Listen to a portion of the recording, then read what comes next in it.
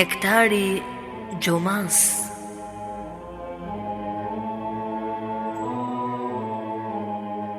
Prezanton Fondacioni Kur'anit.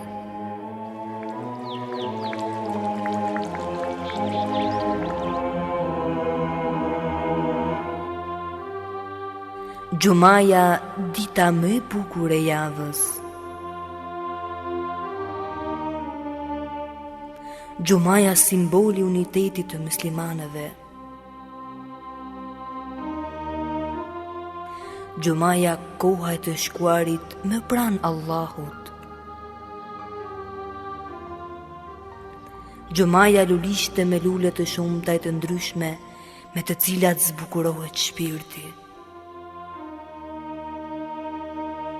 Eja një çdo të gjuma të shëtisim me kopshtin e mbushur me dije dhe të mbledhim bashkë nektarin e luleve të saj e të kënaqemi me to. Çdo ditë të gjuma jemi me ju nëpërmjet emisionit Nektari Gjumas. Bismillahirrahmanirrahim. Alhamdulillahi Rabbil Alamin, wassalatu wassalamu ala Sayyidina wa Nabiyyina Muhammad wa ala ahlihi tayyibin tahirin wa sahbihi al-muntajabin wa ala jami' al-anbiya illahi wal mursalin. Me emrin e Allahut të gjithëmëshirshmit më shpërplotit. Falënderimet më të sinqerta janë vetëm për Allahun e madhëruar. Paqja dhe mëshira e Allahut qofshin mbi profetin Muhammad, mbi familjen e tij të pastër, mbi shokët e tij të zgjedhur dhe mbi të gjithë të dërguarit dhe profetët e Allahut xhaleshanhu. Të nderuar dëgjues dhe shikues, ju përshëndes me përshëndetjen e bukur islame. Assalamu alaikum wa rahmatullahi wa barakatuhu. Paqja, mëshira dhe begatit e Allahut qofshin mbi ju.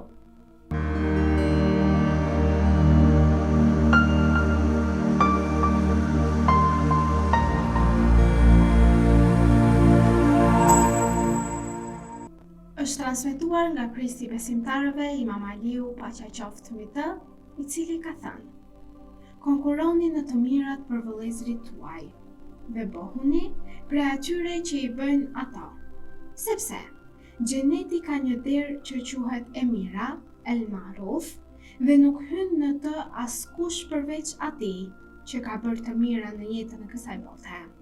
Me të vërtetë, robi ecën për të plotësuar nevojën e vëllait të tij besimtar, dhe Allahu cakton për të dy këto melek, njërin në të djathtë dhe tjetrin në të majtë, të cilat kërkojnë falje për njeriu nga Zoti i tij dhe luten për plotësimin e nevojës së tij. Pra, nga mirësitë e mëdha të Allahut është që njeriu të ketë sukses në kryerjen e një shërbimi apo të një të mire ndaj vëllezërve të tij, sepse nëse do të kuptonte se çfarë ka përgatitur Allahu i lartësuar për të, një dhuratë të përjetshme që kurse si nuk mbaron, ai do ta kuptonte që në të vërtetë shërbimi ndaj njerëzve është pika kryesore në fenë e pastër islame.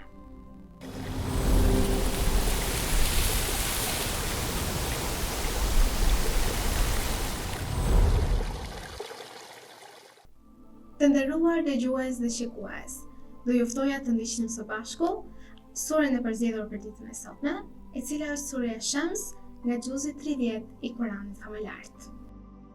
Me emrin e Allahut, të gjithëmëshirshmit, mëshirëplotit, për diellin dhe shkëlqimin e tij, dhe për hënën që e përcjell ata, për ditën që ja zbulon shkëlqimin atij, dhe për natën kur e mbulon atë, për qiellin dhe për atë që ka ndërtuar, për tokën dhe për atë që ka shtruar, për shpirtin dhe për atë që ka përsosur, duke ja bërë të njohur atij të keqen e të mirën.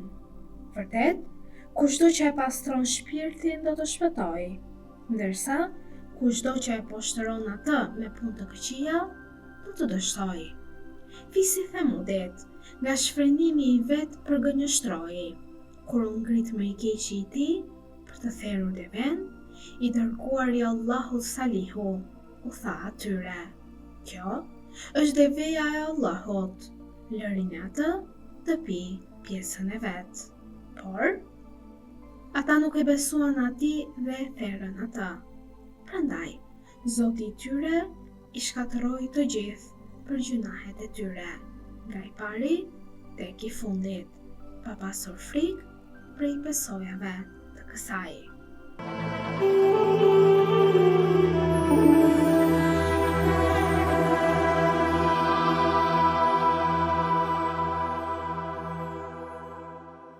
Të dashur dëgjues dhe shikues, pasi ndoqëm së bashku Kur'anin e përzgjedhur për ditën e sotme, pra surën e përzgjedhur, për sot do të flasim rreth temës pozita e shërbimit ndaj njerëzve dhe shpërblimi i tij. Nga mirësitë e mëdha të Allahut është që njeriu të ketë sukses në kryerjen e një shërbimi apo të mire ndaj vëllezërve të tij, sepse nuk do të kuptonte se çfarë ka përgatitur Allahu i lartësuar për të, një dhuratë të përjetshme që nuk mbaron, do ta kuptonte që në të vërtetë është e kundërta.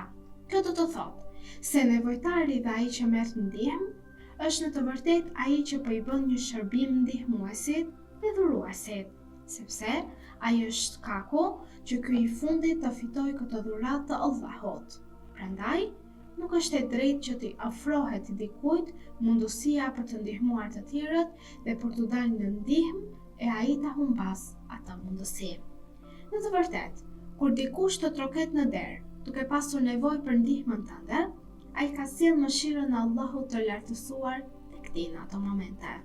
Prandaj, duhet të gëzohesh dhe ta presësh me një fytyrë plot buzëqeshje dhe gëzim atë person. Nëse arrin t'ja plotësosh kërkesën dhe nevojën, atëherë kjo do të jetë një shtesë në veprat e tua të mira dhe një pasuri e madhe për ty në ditën e kthimit, pra në ditën e gjykimit. E nëse nuk mundesh, atëherë përpiqu për ta ndihmuar duke kërkuar kënaqësinë e Allahut të Madhëruar. Nuk është e hishme të përballesh me të me një fytyrë të vrëntur kur ai ka ardhur tek ty për të kërkuar ndihmë për diçka. Mos ju kthe atij me fjalë të ashpra, mos u sill me sjellje poshtëruese, madje edhe kur nuk je në gjendje ta ndihmosh apo t'ia plotësosh kërkesën, mos u thuaj uf dhe mos ju kthe keq, sepse pa aftësia për të përmbushur kërkesën e tij nuk e justifikon keq trajtimin e tij në ato momente, sidomos duke qenë se ai është shkaku kryesor nga shkaqet e mëshirës së Allahut e mëshirës hyjnore që do të zbresin ty në ato momente, siç thuhet edhe në një hadith, ku çdo besimtar që shkon te vëllai i tij për një nevojë, ai në të vërtetë është mëshirë nga Allahu, që i është sjell dhe i është mundësuar atij. Nëse ja përmbush nevojën, ai e ka pranuar mëshirën, duke pranuar atë. Por, nëse e kthem mbrapsht, ndërkohë që ka mundësi t'ja plotësoj, ai në fakt ka refuzuar një mëshirë nga Allahu i lartësuar, që ishte sjell dhe mundësuar për të në ato momente. Allahu e ruan atë mëshirë për ditën e Kiametit, dhe atëherë ai që ishte refuzuar nga nevoja e tij do të jetë gjykuesi mbi të. Nëse do ta trajtojë te vetja, do të drejtojë te vetja, dhe nëse do, te dikush tjetër. Në këshillën e mëparshme, Imam Aliu paqja qoftë mbi të, na foli për shpërblimin e madh që është përgatitur për ata që bëjnë mirësi, si shpërblim për ecjen dhe hapat e tyre dhe për mbushjen e nevojave të vëllezërve të tyre në fe. Imam Aliu na tregoi për fushën ku zhvillohet kjo tregti fitimprurse me Allahun dhe të dërguarin e tij, paqja dhe bekimet e Allahut qofshin mbi të dhe mbi familjen e tij. Dhe me fjalët e tij Imam Aliu thot, kushdo që bën mirësi në jetën e kësaj bote. Prandaj, duhet ta shfrytëzojmë këtë mundësi të çmuar dhe të zbukurojmë faqet e ekzistencës sonë dhe nga krijuesi i lartësuar na pret shpërblimi më i mirë dhe më i madh që ne mund të kemi. Shërbimi ndaj njerëzve të nderuar dëgjues dhe shikues është shërbimi ndaj Allahut të Madhëruar. Është transmetuar nga Imam Sadiku paqja qoftë mbi të, i cili ka thënë: kush i plotson një nevojë vëllait të tij musliman, është sikur t'i ketë shërbyer Allahut të Madhëruar gjatë gjithë jetës së tij. Çfarë shërbimi i madh është ky? Allahu me një ndihmes që ne japim njeriu krijesës, siç është një krijesë tjetër siç është si ne, Allahu në ato momente na shpërblen me shumë shpërblime që ne mendja jonë nuk i koncepton dot. Imam Khomeini, Zoti e mëshiroft, thot se le t'i përgatisim vetët e tyre të dashurit ton të nderuar për shërbimin ndaj Islamit dhe popullit të shtypur dhe le t'i shtrëngojnë rripat për t'u vënë në shërbim të robërve të Allahut, sepse ky shërbim është vetë shërbim ndaj Zotit të gjithësisë. Ky hadith fisnik na zbulon thellësinë dhe realitetin e shërbimit njerëzor, duke na treguar se ai është një shërbim hynor për sa kohë që synimi është për hir të Allahut dhe për të fituar kënaqësinë e tij. E nëse qëllimi është për të mburur, për të fituar simpatinë e njerëzve, me ndikim apo për të dukur dhe për të bërë përshtypje të tjerëve me veprimet tona, atëherë nuk ka asnjë dyshim se kjo vepër nuk konsiderohet si shërbim ndaj Allahut të Madhëruar, por kjo vepër është veçse shërbim ndaj njerëzve për të fituar një pozitë kalimtare në këtë botë të përkohshme. Allahu na ruaj nga kjo gjë. Shërbimi ndaj njerëzve të nderuar dëgjues dhe shikues është vepra më e mirë. Sa herë që shërbimi bëhet sinqerisht për hir të Allahut, ai është nga veprat më të mira dhe më të dashura për Allahun e Madhëruar. Imam Khomeini, paqja qoftë mbi të, ka thënë: "Nuk mendoj se ka adhurim më të mirë se shërbimi ndaj të afërmve ose dhe të varfërve." Imam Sadiku, paqja qoftë mbi të, ka thënë: "Të eci bashkë me një vëlla për të plotësuar një nevojë të tij, derisa ajo të përmbushet, është më e dashur për mua se sa të liroj një misklever dhe të përgatit për luftë në rrugë të Allahut një mikuaj të pajisur në të gjitha mjetet." Sa e madhe është shërbimi ndaj njerëzve, dhe prandaj thash është një ndër pikat më kryesore në fenë e pastër islame. Në një hadith tjetër thuhet: Allahu i Madhëruar thot: "Krijesat janë familja ime dhe më i dashuri prej tyre për mua është ai që është më i buti dhe më i kujdesshëm ndaj krijesave dhe që përpiqet më shumë në përmbushjen e nevojave të tyre." Sa më shumë të shërbejmë njerëzve, sa më shumë të ndihmojmë ato, aq më shumë ne i afrohemi Allahut dhe Allahu është i kënaqur me ne. Të mos e harrojmë kurrësi këtë fjalë. Sepse vetë Allahu na ka treguar fare qartësi që ai është me atë i cili është i dashur, është i butë, është i respektueshëm me krijesat e tjera si vetë njeriu. Imam Bakr, paqja qoftë mbi ta, na rrëfen për shkallën e dashurisë dhe përparësisë që ai i jepte shërbimit ndaj të afërmve. Dhe thuhet: "Të kujdesen për një familje muslimane, t'i shuaj urinë dhe t'i vesh në mënyrë që të mos kenë nevojë të shtrinë dorën te të tjerët, është më e dashur për mua se sa të kryej një haxh një herë. Pastaj një herë tjetër edhe një herë tjetër, derisa të arrijë në 10 herë, pastaj një tjetër dhe një tjetër, derisa të arrijë në 70 herë." Pra, imami këtu ka treguar që edhe po të bësh haxhin 70 herë pra haxh shpërblime të mëdha, aq shpërblime do të kesh nëse ti kujdesesh për një familje muslimane dhe i ndihmon ato që mos të shtrinë dorën për të kërkuar ndihmë ndaj të tjerëve, por ti ndihmosh ato me sa të kesh mundësi, dhe shpërblimi është sa 70 haxhe të nderuar dëgjues dhe shikues. Në transmetimet e Ehli Bejtit, paqja qoftë mbi ta, gjendet një shpjegim i mjaftueshëm dhe i plot mbi ndikimet dhe pasojat pozitive që vijnë nga shpërblimi ndaj njerëzve në forma dhe mënyra të ndryshme.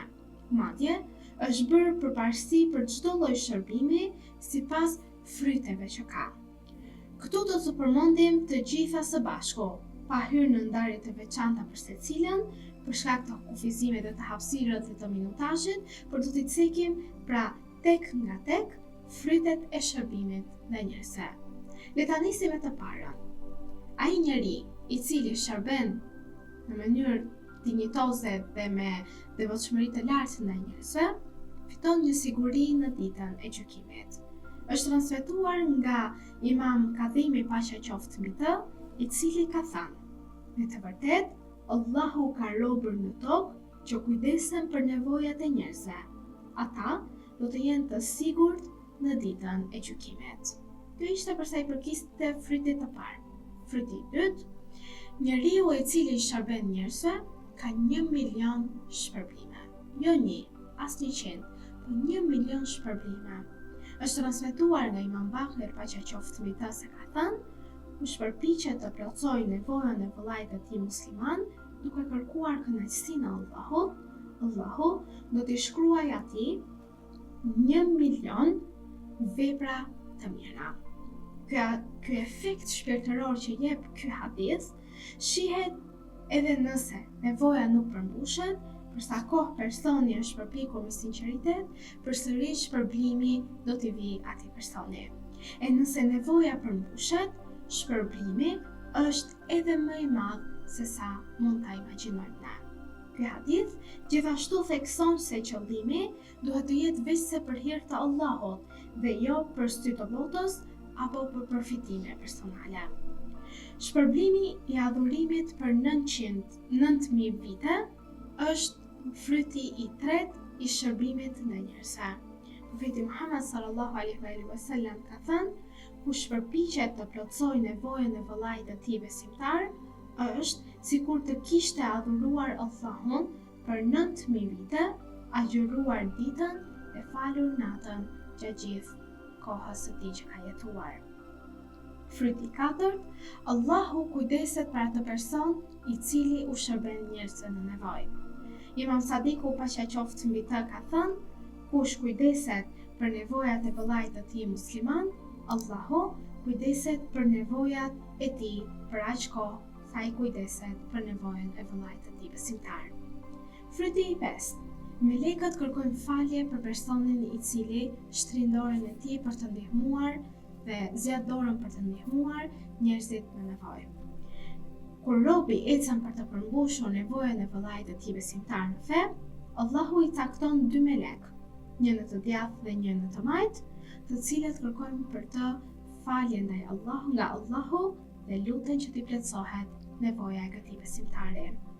Fryti i gjashtë, ai person i cili shërben njerëzve në mënyrë të palodhur dhe zgjat dorën e tij në ndihmës për to, Allahu i ka caktuar atij pra shpërblimin e luftëtarëve në rrugë të Allahut xheleshanhu, pra shpërblimi i dëshmorëve në rrugën e Allahut xheleshanhu. Profeti Muhammed sallallahu alaihi wasallam ka thënë: kush ecën për të ndihmuar vëllain e tij dhe për të sjellë dobi atij, ai ka shpërblimin e luftëtarëve në rrugën e Zotit të gjithësisë.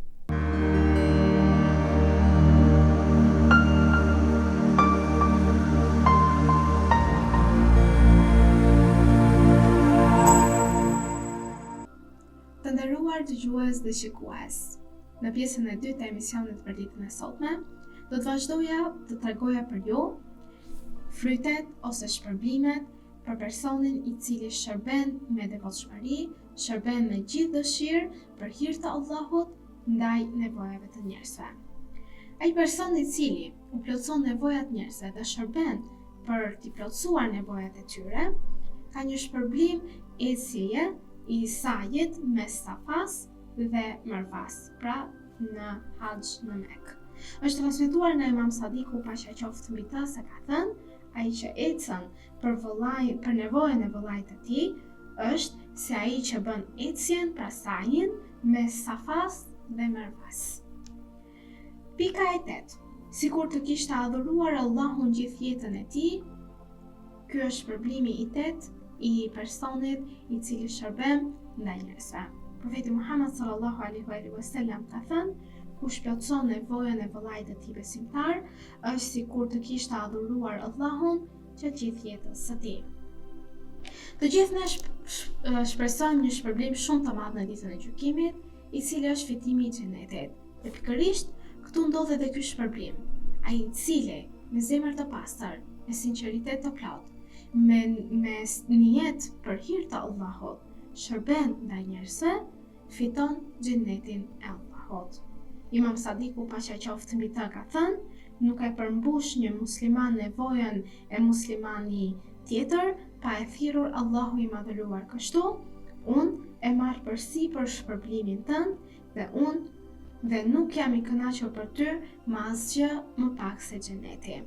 Pra, Allahu i thot këtij robi i cili ka shërbyer nga njerëzve në nevojë, që vëllai, motre ose një person i cili ka ardhur në derë dhe ai e ka ndihmuar për atë gjë që ai personi tjetër ka pas nevojë, Allahu e shpërblen atë me xhenetin, i cili është shpërblimi më i madh që të gjithë ne si besimtar duam në botën tjetër.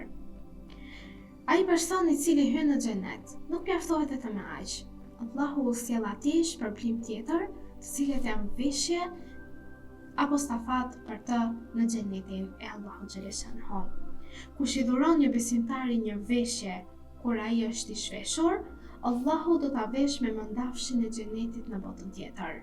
E kush i jep veshje një besimtari nga pasuria e tij, do të mbulohet me mbrojtjen e Allahut për aq kohë sa të qëndrojë në ndonjë copë e asaj veshjeje tek ai personi me nevojë. Pika e 11. Ky person i cili shërben ndaj njerëzve do të ketë lehtësim në çastjet e vdekjes. Do të ketë zgjerim në varri i tij do të jetë i zgjeruar nga Allahu dhe melekët e presin me përgëzim të madh atë person në momentin që ai ndron jetë. Këto 4 përfitime janë përmendur dhe janë përmbledhur në një hadith të përbashkët, teksa thuhet: kush i dhuron vëllait të tij një veshje për dimër apo verë, është detyra e Allahut që ta vesh me rrobat e xhenetit, t'ia lehtësoj agoninë e vdekjes, t'ia zgjeroj varrin dhe t'ia takojnë melekët me përgëzim kur të dalë nga varri i tij. Pika e 14 dhe pika e fundit e shpërblimit ndaj atij personi që i plotson nevojën vëllait ose motrës së tij në fe, po jo e fundit nga rëndësia, as se mbarojnë këto shpërblime. Por për shkak të minutazhit kam përzgjedhur këto pika kryesore për temën e ditës së sotme, ku ai person i cili tashmë ka fituar të gjitha këto të mira, mbetet pra pika e fundit, shpërblimi i fundit, pranimi i çdo vepre të mirë që ai ka bërë në këtë botë. Imam Kadimi, paqja qoftë mbi të, ka thënë: vepra e fundit që ju mbyll punët është përmbushja e nevojave të vëllezërve tuaj dhe të bëni mirë ndaj tyre për aq sa keni mundësi. E nëse jo, nuk do të pranohen prej jush veprat. Allahu na ruajt nga kjo gjë, që gjithmonë të na pranohen veprat e mira, na pranohen pendimet, na pranohen lutjet, adhurimet tona dhe qofshim për atyre të cilat qëndrojmë në rrugën e Allahu xhaleshanhu, të palëkundur, qëndrojmë në këtë rrugë duke nisur pra me një hap të mirë në këtë vit të ri që kemi hyrë, të nisim me vepra të mira, të falenderojmë Allahun, të ndihmojmë njëri tjetrin, të jemi të bashkuar dhe të mos përqahemi, ashtu si çdo Allahu i mëdhëruar, dhe të jemi një si ummet i profetit Muhammed, si ummet i cili adhuron Allahun xhaleshanhu me devotshmëri, dhe qofshim kështu të tillë derisa të kemi frymë në këtë jetë. Në këto momente të nderuar dëgjues dhe shikues, ju përshëndes me përshëndetjen e bukur islame. Assalamu alaikum wa rahmatullahi wa barakatuhu. Paqja, mëshira dhe begatit e Allahut qofshin mbi ju.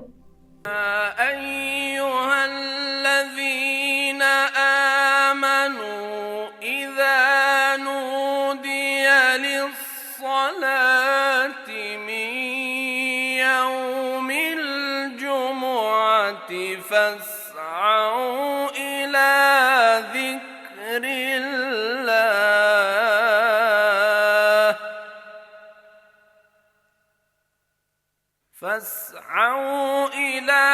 ذكر الله وذروا البيع ذلكم خير لكم إن كنتم تعلمون.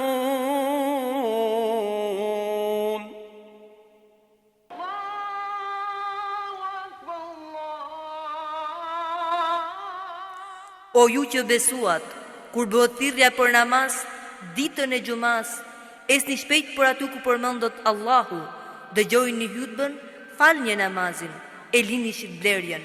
Kjo është shumë më e dobishme për ju nëse jeni që e dini. أشهد أن